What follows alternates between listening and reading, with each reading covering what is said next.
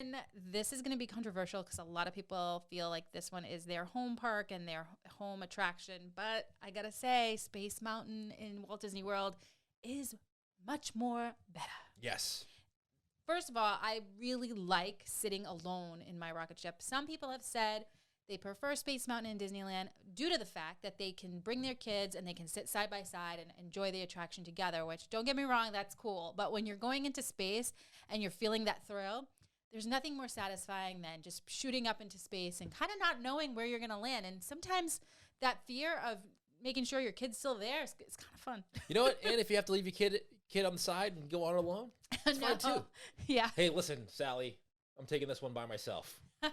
There's only one ticket on this rocket ship, and I'm taking it. And you're taking it? Yeah. I agree. Way better in Disneyland. I think that... No, I didn't say that. I did.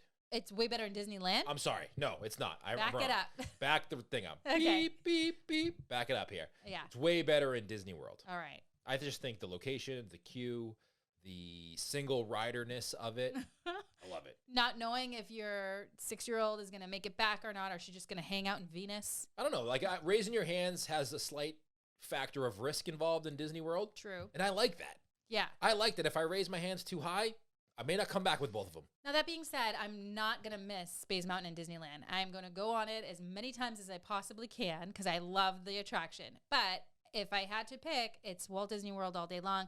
And I think in the Disneyland version, it's a little more retro. Like the music they play, it's very 60s retro, kind of going up to space. Whereas in Walt Disney World, I really do feel like this is how you get to a different planet. Plus, taking the picture when you're alone, like when you're alone going around the corner and the camera happens to just take that photo of you, you can do so much more silly things when you're sitting alone than when you're sitting next to somebody. Great. Good to know. You know? All right. Perfect. What silly things are you doing?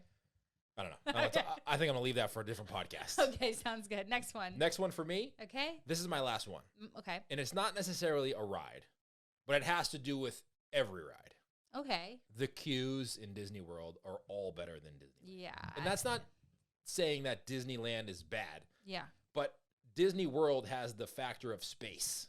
Right. They have the space to do these cues that lead you to the ride and tell the story and also keep you a little bit more entertained than in Disneyland. Disneyland, they're very much, when it gets busy, you're on the sidewalk. You're just, You're not in the attraction or on the ride. You are part of the blockage of the passageway. Right. You know, and it's hot and everything's out in the sun and there's not much they can do about it because they don't have as much land as they do in Disney World. So for me, the queues, if I'm going to wait in line, I would much rather wait in line at rides and attractions at Disney World than Disneyland.